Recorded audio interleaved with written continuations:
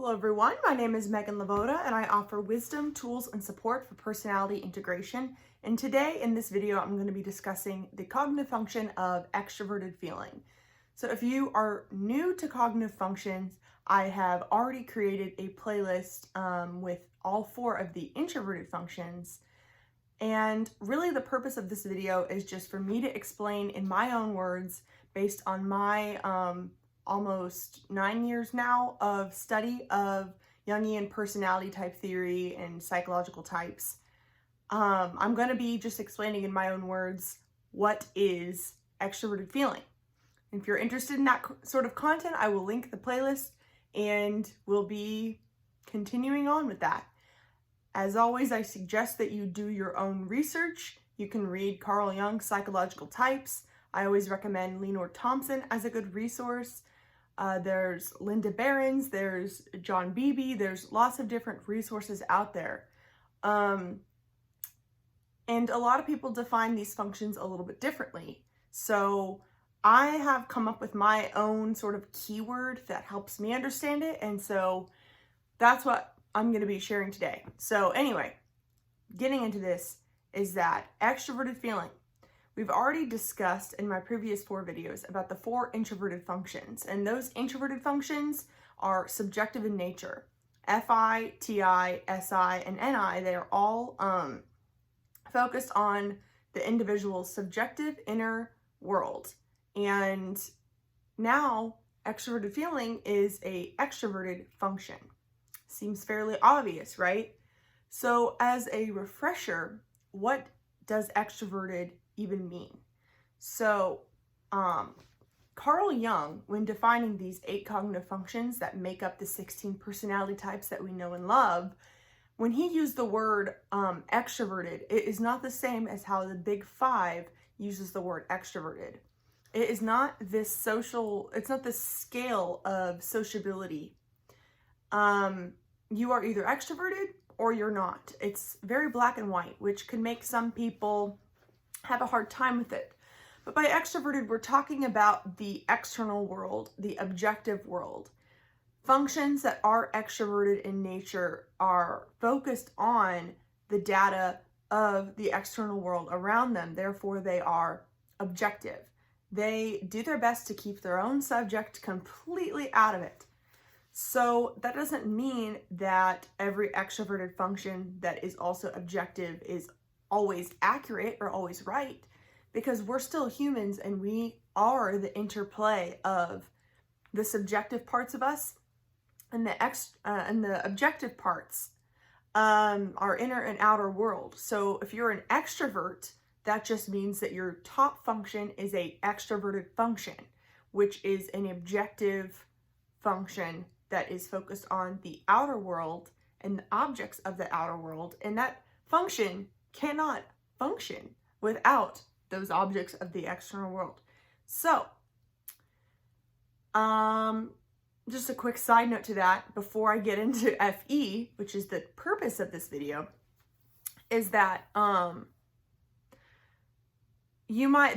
might lend some of you to think, well, does that mean that extroverts are more objective than introverts? That's not really the case, because extroverts also have introverted functions that they use. And, so extroverts might be completely unaware of the way that their subjective nature is influencing the objects if they aren't aware of their subjective perception, of their subjective judging. Whereas introverts, for example, you might think that they're really subjective, but if they're very aware of the ways that their subjective nature is projecting onto the objects, then maybe they are able to mitigate that more. So it really just depends on the person. But when we're talking about the functions in isolation, introverted functions are subjective and extroverted functions are objective.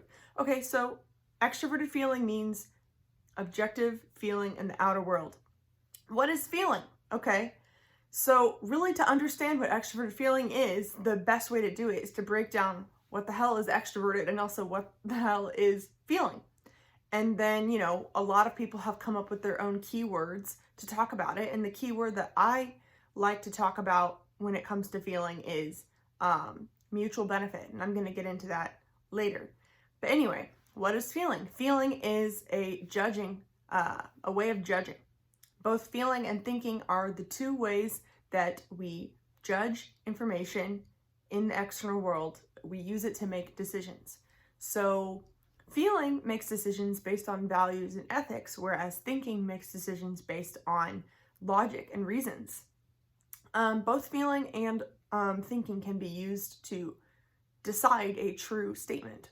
Not one is more true than the other. And it's also worth mentioning, again, I've mentioned in lots of these videos that I'm talking about the 8 cognitive functions. And so all 8 of these functions are cognitive in nature. They're mental. They exist in your brain. They don't exist in your heart. So when I'm talking about extroverted feeling, this is a valid judging function that exists in the brain that uses values and ethics to mentally make decisions. It is not talking about emotions. So we all have emotions, and those emotions layer on top of what our cognition is doing.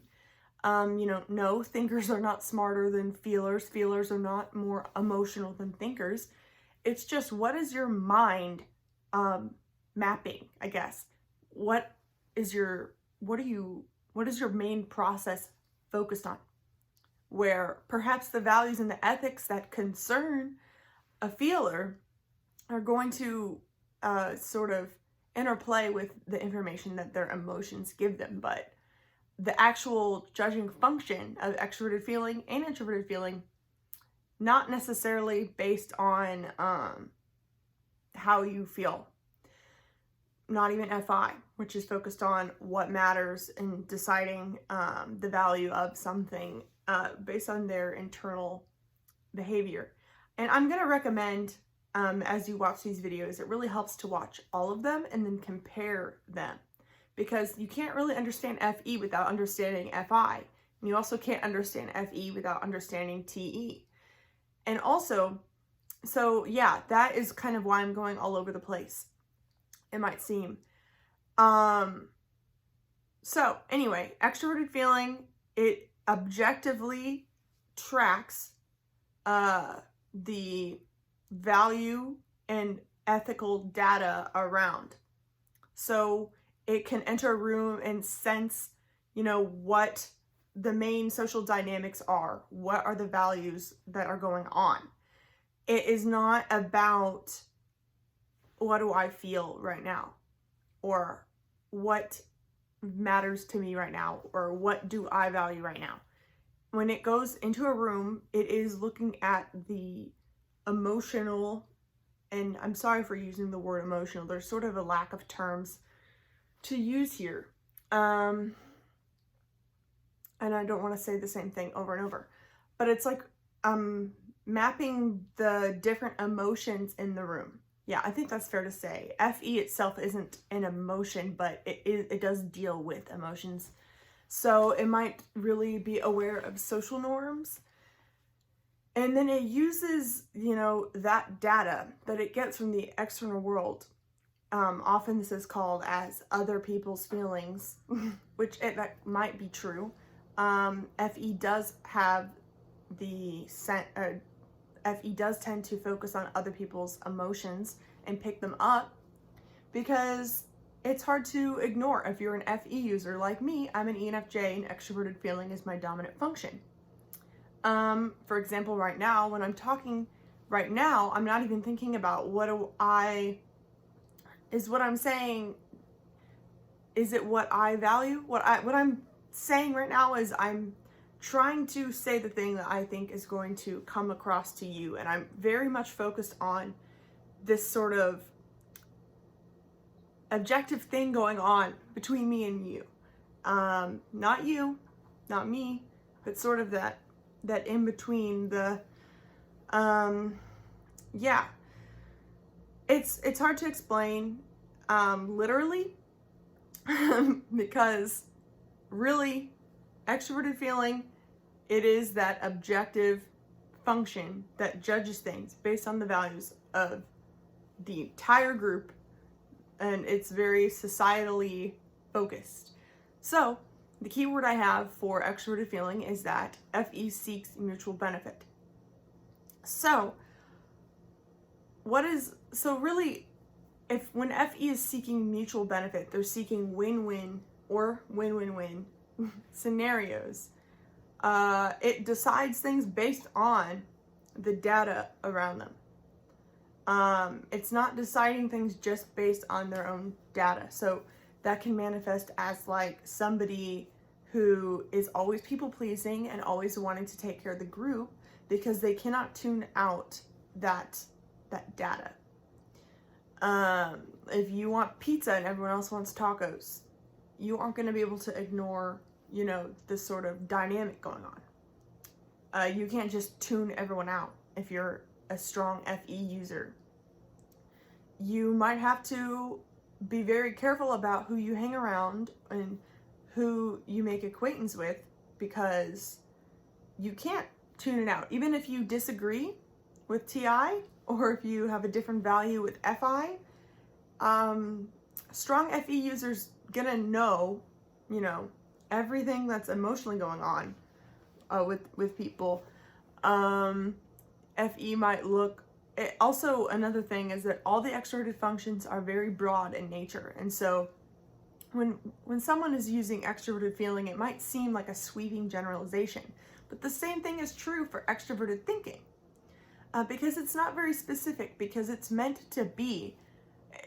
meant to apply to everyone perfectly. It's meant to apply for the entire group as sort of putting a cap on it and generalizing the underneath. It's not very specific. So maybe like a good example of FE might be like the golden rule, like treat people the way you want to be treated. Like that's just sort of an FE standard. That doesn't mean that it's always going to work perfectly for every person. But it's a good standard that is it takes minimal energy to think about. It works probably 9 times out of 10. It's a good rule of thumb to think about. You might see FE users sharing these sort of blanket statement, or they might seem very general if you are a high FI or TI user who has a very individualized judging function. It might seem very general, but the purpose is that it's got to be general enough to fit like most cases. So that's part of it. And so how does it seek mutual benefit? Because it's trying to make a decision that benefits all of the group. And the word benefit, is based on what people find beneficial. It has a emotional term connotation to it. It's not about necessarily negotiating, like both FE and TE can negotiate, but on accordance of different standards.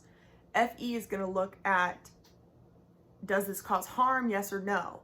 Does this cause benefit, yes or no? Well, if I'm wanting to decide something, I don't want it to cause harm, like as an afterthought. Like, strong FE user is going to think through before making a decision the different ways in which that decision may or may not cause harm, perhaps may or may not cause some benefit. And if an FE user will step a foot out of their way to create more benefit for you, and they'll be like, oh, that was nothing, because it will look at the entire problem and know all of the different emotions involved, all of the different values involved, and know from almost a bird's eye, very broad view of all of the emotions, like, okay, well, that one makes more sense because this solution is going to create this much benefit, and this solution is going to create this much benefit, and this one has this potential harm, and this one has these potential harms. And so let's choose the one that has the least potential for harm. So seems pretty simple. And these extroverted functions, they are pretty simple because they are more general.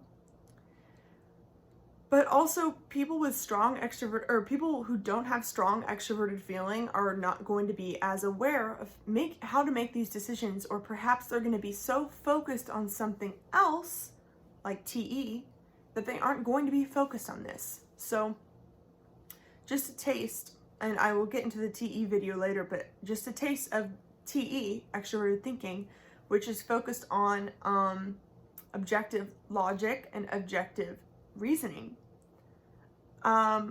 TE is focused on getting the job done. It's focused on efficacy and effectiveness and getting things done. And so let's say you're at a business meeting and there's a deadline tomorrow, and the FE users over here still thinking about, is this going to cause more harm, or is this going to cause more harm? A TE user might think, well, we have to get this done. Like a TE user might think, you know, we're going to always cause some harm. We can't really control that. We might as well just pick the most logically consistent one. The point I'm trying to say is not that TE users don't care about people being hurt.